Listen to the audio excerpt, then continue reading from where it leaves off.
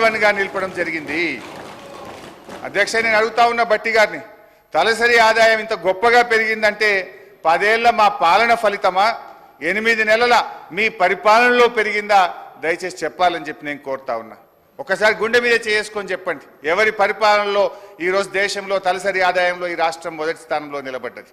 అధ్యక్ష, 4.5 లక్షలు లేని GSDPని 14.5 లక్షల పైకి తీసుకుపోయింది మా బీఆర్ఎస్ పాలననా, మీ 8 నెలల కాంగ్రెస్ పాలననా అని నేను అడుగుతా ఉన్నాను. అధ్యక్ష, 2014లో దేశ జీడిపికి తెలంగాణ కాంట్రిబ్యూషన్ 4.1% అయితే ఈ రోజు అది 5% పెరిగిందంటే ఇది 10 ఏండ్ల మా శ్రమ ఫలితమా, 8 నెలల మీ డ్రామా ఫలితమా అని నేను అడుగుతా ఉన్నాను. అధ్యక్ష, 2013-14లో 1,07,00,000 ఉన్న పంటల ఉత్పత్తిని 4 కోట్ల టన్నులకు తీసుకుపోయింది మా పరిపాలన ఫలితమా, మీ 8 నెలల పాలననా అని నేను అడుగుతా ఉన్నాను. అధ్యక్ష, మేం వ్యవసాయానికి ఏం చెయ్యకుండానే 4 రెట్లు ఎక్కువ పంట పండిందా?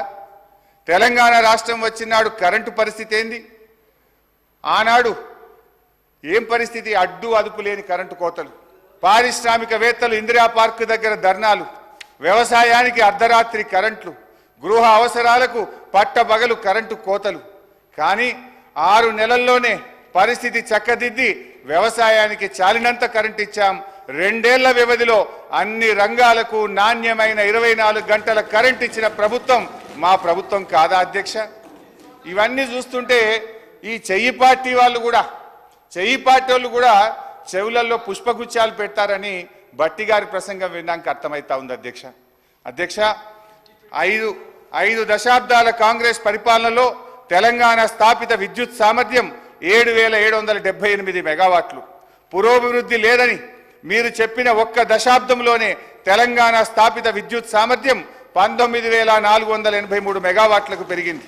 మీరు చేసిన దానికంటే 3 అంతలు చేశాం. ఈ మధ్య అదనంగా 1,400 మెగావాట్లు NTPC నుంచి కూడా వచ్చింది.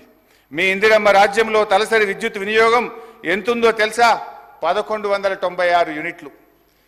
అనుకున్నంత అభివృద్ధి సాధించలేదని గౌరవ ఆర్థిక మంత్రి గారు చెప్పిన బీఆర్ఎస్ పాలనలో తలసరి విద్యుత్ వినియోగం 2,349 యూనిట్లకు పెరిగింది. అధ్యక్ష, ఇదంతా కాదు బట్టన్న, స్పీకర్ గారు ఇంత పెరిగింది అంత పెరిగిందని సరే లెక్కలు నేను చెప్తా, బుక్కులలో ఉంటుంది.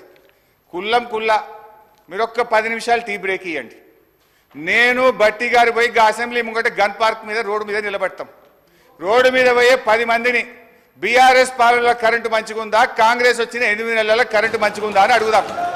కుల్లా జనం చెప్తారు కదా అధ్యక్ష. మాది బాగలేదు పురోభివృద్ధి సాధించలేదని మాటలు చెప్తే అయిపోతుంది అధ్యక్ష. చివరికి ఈ కరెంటు గురించి అధ్యక్ష, గౌరవ మన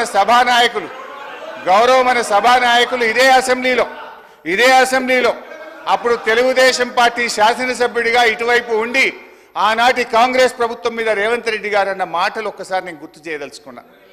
ఆనాటి కాంగ్రెస్ పాలనలో తన తండ్రి గారు చనిపోతే ఊర్లో దహన సంస్కారాలు చేసిన తర్వాత కరెంటు లేకపోతే గంటల సేపు ఎదురు చూసి, కరెంటు లేక నీళ్లు లేక నెత్తి మీద నీళ్లు చల్లుకొని ఇంటికాడికి పోయినా అని రేవంత్ రెడ్డి గారు ఆనాటి కాంగ్రెస్ పాలనలో కరెంటు పరిస్థితి గురించి ఇదే సభలో చెప్పారు.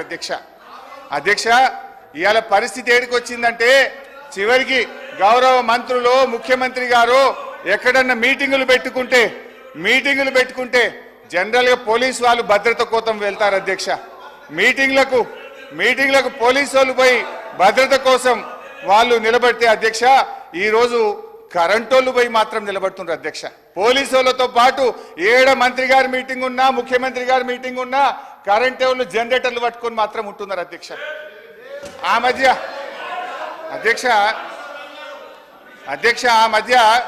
ఆ మధ్య రేవంత్ రెడ్డి గారు అప్పుడు మా పార్టీలో ఉన్న కొత్తగా ప్రభుత్వం ఏర్పడ్డాక మా పార్టీలో ఉన్న కేశవరావు గారి ఇంటికి పోయింది. ముఖ్యమంత్రి